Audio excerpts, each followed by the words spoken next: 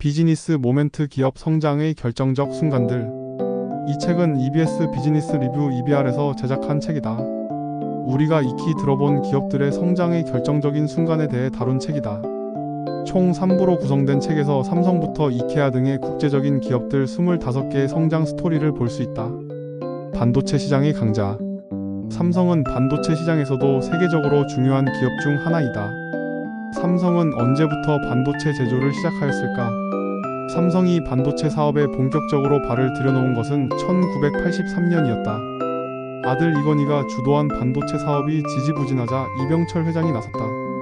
이병철 회장의 기업가 정신을 기려 설립된 호암재단이 2010년 창업주의 탄생, 100주년을 기념해 발행한 담담여수란 책자를 보면 이병철 회장은 1982년 미국을 방문해 제2차 석유 파동 이후 찾아온 불황을 목격하고 충격을 받았다고 한다.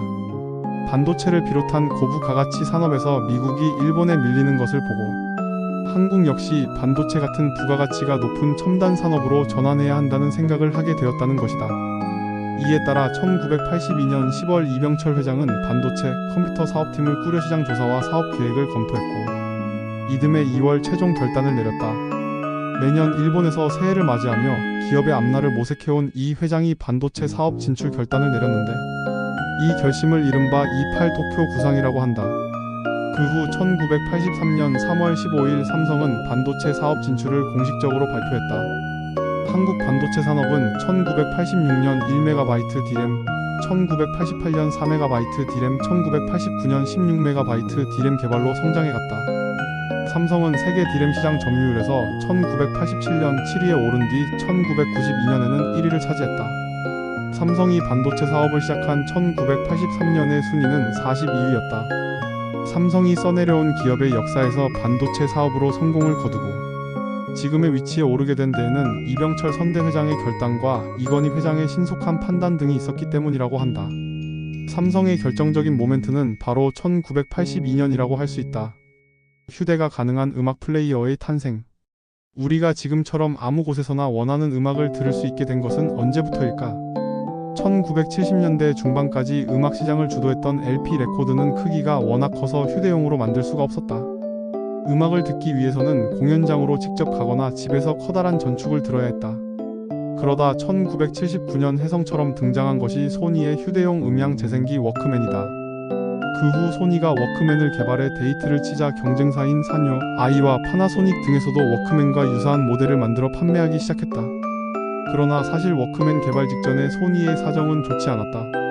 소니는 비디오 테이프의 표준 경쟁에서 밀려 막대한 손실을 입은 상태였다. 당시 비디오 테이프 시장은 소니가 1975년에 먼저 개발한 베타맥스와 1년 뒤에 JVC가 내놓은 VHS가 표준 규격을 놓고 서로 경쟁하고 있었다. 이 경쟁에서 소니가 패하고 막대한 손실을 자초한 상황이었다. 이처럼 위태로운 상황에서 모리타 아키오가 갑작스럽게 결정한 워크맨 개발은 난관에 부딪혔다. 당시 모리타 회장은 소니 창립 33주년을 기념해 워크맨의 판매 가격을 무조건 33,000엔 당시 143달러로 맞춰 생산하도록 지시했다.